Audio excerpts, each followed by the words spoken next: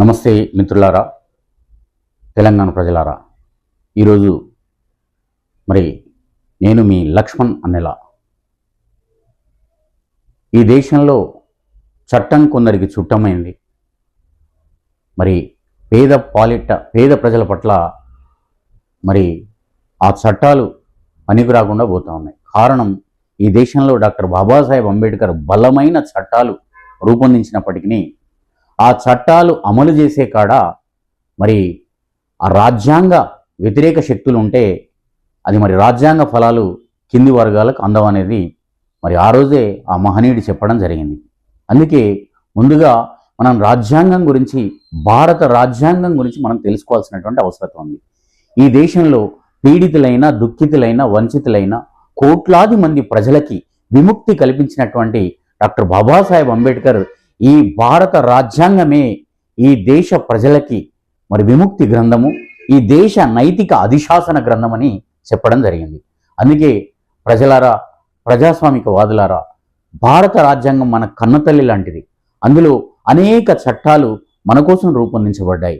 ఆ రాజ్యాంగ ఆయుధాలను ఉపయోగించుకొని మరి మనం కూడా అట్టడుగు వర్గాలైనటువంటి మరి పేదలైన, బడుగు బలహీన వర్గాలైనటువంటి బీసీ, ఎస్సీ, ఎస్టీ ప్రజలందరూ కూడా అధికారం వైపు అడుగులేయాలని ఆ రోజే ఆ మహనీయుడు కలలు కన్నారు.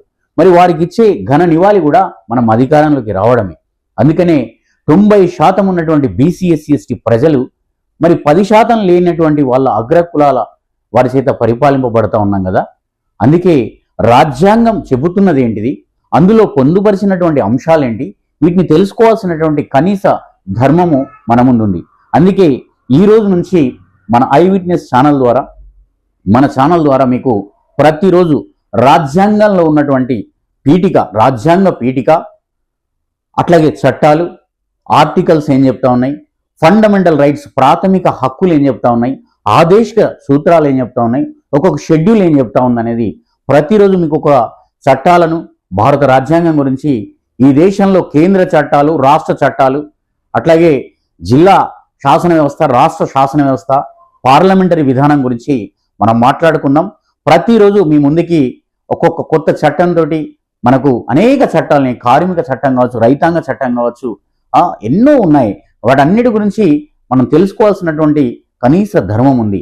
కాబట్టి దయచేసి మిత్రులారా, మరి మీరందరూ కూడా మరి ఈ ఛానల్ని ఆదరించి మీరందరూ కూడా మరి ప్రతిరోజు చూడాలని, మన చట్టాలని మనం తెలుసుకోవాల్సినటువంటి కనీస బాధ్యత ఉందని మీకు తెలియజేస్తా ఉన్నాను. Thank you.